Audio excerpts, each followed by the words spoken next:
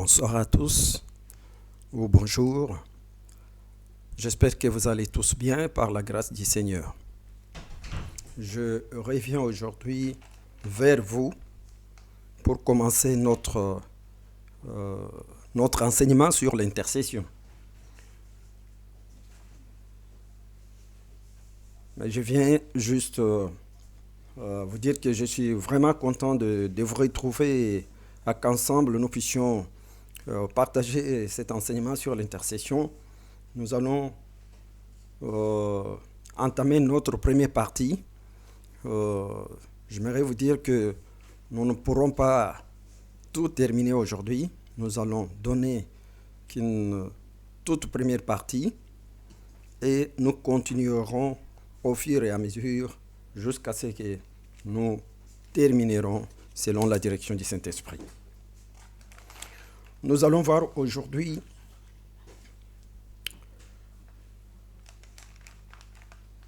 ce thème qui est très important pour notre vie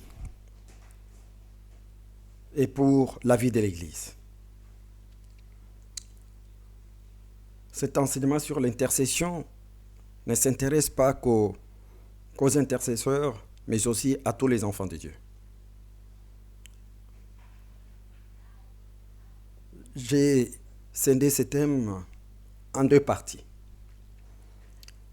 ou en deux questions que nous allons aborder aujourd'hui.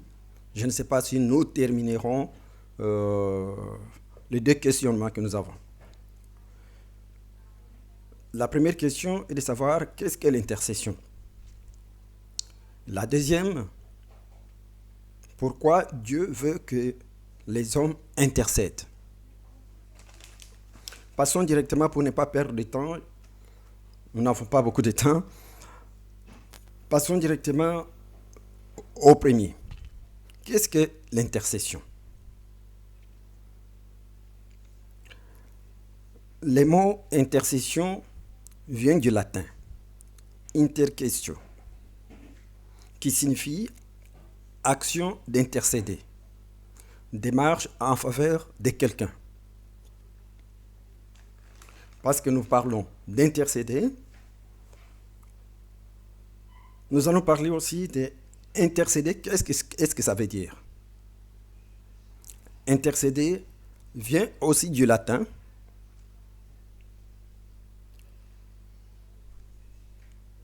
qui est intercedere. Intercedere qui signifie intervenir en faveur de quelqu'un ou plaider en faveur de quelqu'un. Donc, toutes ces deux définitions, vous pouvez le retrouver dans le dictionnaire, dans le Petit Larousse, édition 2003. Je ne vais pas tarder là-dessus à vous donner des définitions, mais j'aimerais aller très vite au but. En bref, intercéder, c'est plaider en faveur de l'ordre auprès d'eux, d'une autorité ou de Dieu. Dans notre cas, c'est auprès de Dieu. C'est plaider. Intercéder veut dire plaider en faveur de quelqu'un auprès de Dieu. Nous ne voulons pas rester longtemps, comme je viens de le dire, sur les définitions que vous pouvez trouver dans les dictionnaires. Passons à la parole de Dieu. Qu'est-ce que le Seigneur nous dit à ce sujet? Lisons 1 Timothée. Je vais prendre ma Bible. Je vais lire que ces deux versets parce qu'on n'a pas beaucoup de temps. Le temps passe vite. Lisons 1 Timothée, chapitre 2, versets 1 à 4. 1 Timothée, chapitre 2, versets 1 à 4. Parce que c'est notre premier passage biblique. Versets 1 à 4. Je lis la parole du Seigneur.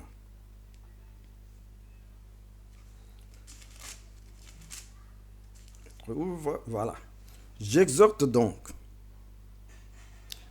avant toute chose, à faire des prières, des supplications, des requêtes, des actions de grâce pour tous les hommes, pour le roi et pour tous ceux qui sont élevés en dignité, afin que nous menions une vie paisible et tranquille. en toute piété et honnêteté. Cela est bon et agréable devant Dieu, notre Sauveur, qui veut que tous les hommes soient sauvés et parviennent à la connaissance de la vérité. Voilà ce que nous dit la parole de Dieu. Vous pouvez continuer à lire à la maison. L'apôtre Paul, par le Saint-Esprit, exhorte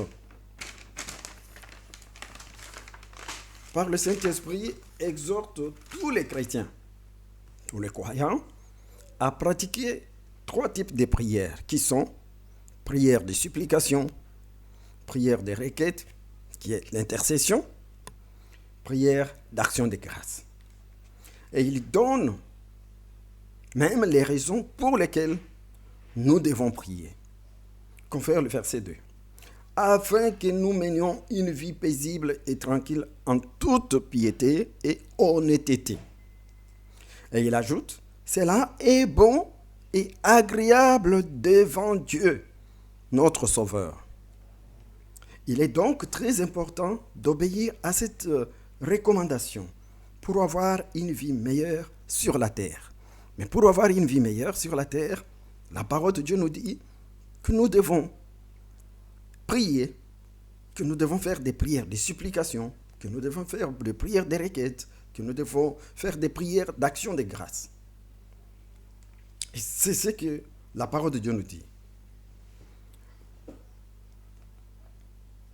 J'ai parlé tout à l'heure des 3 types de prières. Nous allons plutôt parler des prières de requêtes, parce qu'il s'agit de l'intercession. Avant d'aborder en profondeur notre thème, que nous ne pourrons pas finir aujourd'hui, il convient de se poser une question, qui est la suivante.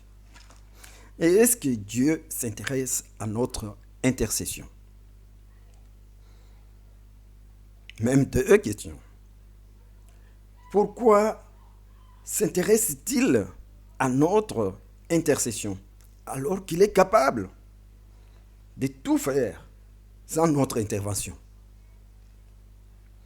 Je peux vous dire que Dieu s'intéresse certainement à notre intercession parce qu'il a toujours associé l'homme à ce qu'il veut faire sur la terre. Et il a toujours besoin de l'homme pour accomplir son plan sur la terre. Voyons dans Ézéchiel, chapitre 22, versets 29 à 31. Je vous recommande de lire toute l'histoire dans le chapitre 22, d'Ézéchiel, chapitre 22. Allez, vous êtes à la maison, vous pouvez tout lire. Et vous comprendrez pourquoi Dieu voulait détruire la ville. Aujourd'hui, Dieu peut se décider de détruire tout un pays, mais il va chercher à ce qu'il y ait quelqu'un qui intercède pour le pays. Le pays, par exemple Jérusalem, s'était livré à des pratiques honteuses, à de l'injustice, à la violence, à des pratiques abominables. Et l'Éternel se met à la recherche d'un homme. Ce qui est étonnant, c'est qu'il ne cherche pas 10 personnes, 20 personnes, 30 personnes, mais il dit, je cherche un homme. Il ne cherche pas 2, il ne cherche pas plus, mais il cherche un homme. Mais un seul homme, pour faire quoi? Un seul homme pour faire quoi? Pour construire un mur, ou pour élever un mur, qui se tient à la brèche, devant l'Éternel, en faveur du pays. Pourquoi? Pour qu'il ne détruise pas la ville. Mais il dit, je n'en trouve point. Dieu ne trouve aucune personne dans toute une ville qui peut se mettre à la brèche pour intercéder, pour plaider auprès de Dieu en faveur de ce pays afin que Dieu ne le détruise pas. Exemple. Cette situation s'est répétée aujourd'hui, en notre temps. Ce que nous vivons la situation du monde actuel. Aujourd'hui, l'Éternel cherche un homme ou une femme qui peut se mettre à la brèche en faveur des nations, en détresse et en tourment. L'Éternel s'intéresse à l'intercession, certainement, parce que c'est lui qui nous demande de le faire, surtout dans les occasions semblables à celles d'aujourd'hui. L'Éternel te cherche, l'Éternel cherche quelqu'un. C'est toi qui m'écoutes ou me regardes en ce moment. Ne te pose pas de questions, lève-toi et rejoins-nous pour l'intercession en faveur des nations. Nous vivons des situations difficiles, très difficiles même. Le Seigneur a besoin de toi, le Seigneur a besoin de moi. Le Seigneur a besoin de tous les chrétiens, de tous les enfants de Dieu, afin qu'ils se mettent en prière, qu'ils se mettent à la brèche pour intercéder, afin qu'ils ne détruisent pas ce monde. Il était dans la main. Saisis la main de Dieu et tiens-toi debout et élève un mur dans la prière avant que la colère ne s'abatte pas sur la terre. La colère de l'Éternel, bien sûr. Retenons que dans l'histoire de l'humanité, depuis la création du monde jusqu'à aujourd'hui, chaque fois que l'homme tombe dans la rébellion, chaque fois que l'homme s'éloigne de Dieu, chaque fois que l'homme se détourne de Dieu, et il a des pratiques abominables devant Dieu, avant que l'Éternel n'intervienne pour frapper la terre,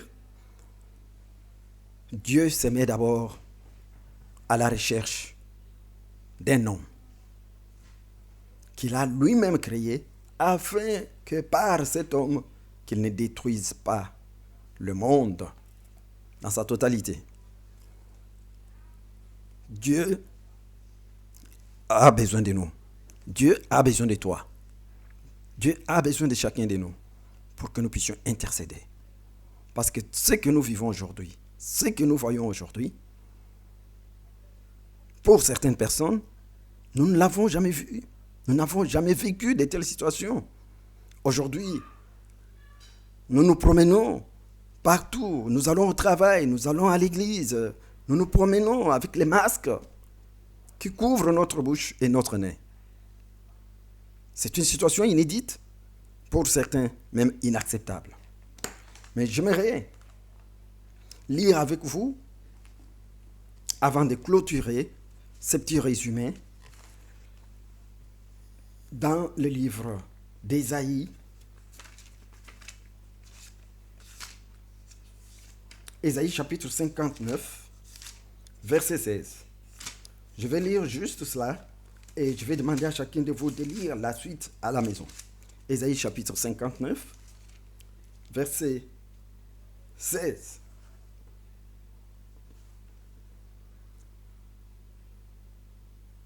Je lis la parole du Seigneur. L'Éternel voit d'un regard indigné qu'il n'y a plus de droiture. Il voit qu'il n'y a pas un homme. Il s'étonne de ce que personne n'intercède.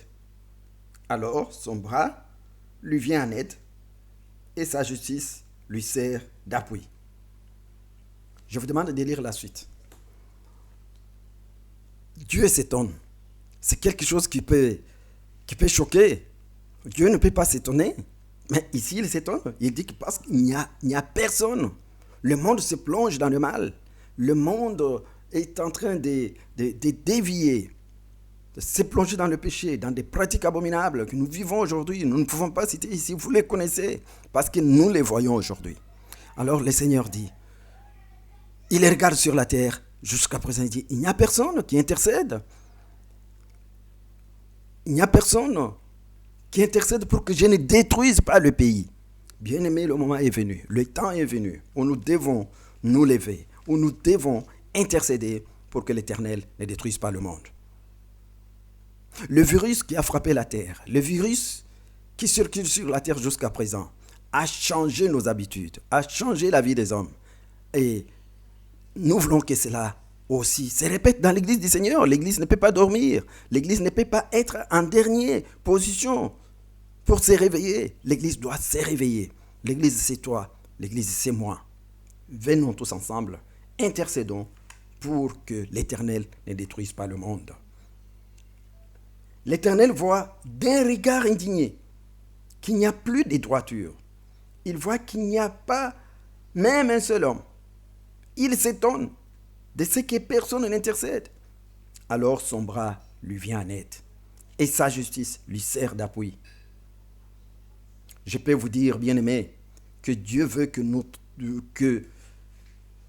toi et moi, nous puissions nous retrouver à la brèche. Nous puissions nous mettre à la brèche pour construire, pour élever un mur qui sépare, qui éloigne le mal,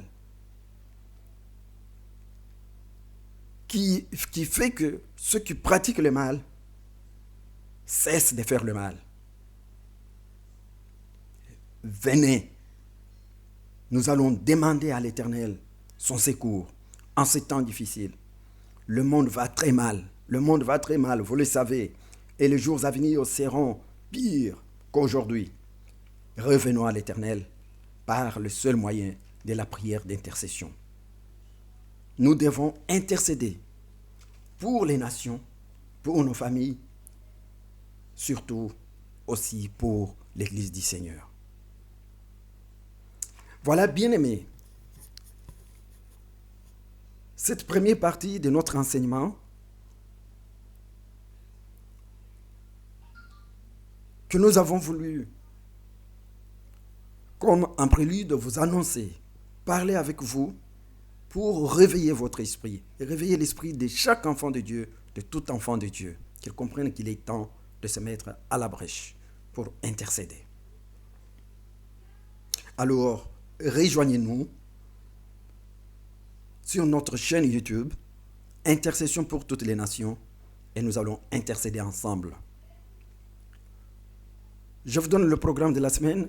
La semaine prochaine, nous allons nous retrouver mardi à 18h, de 18h à 19h, pour 1 heure d'intercession.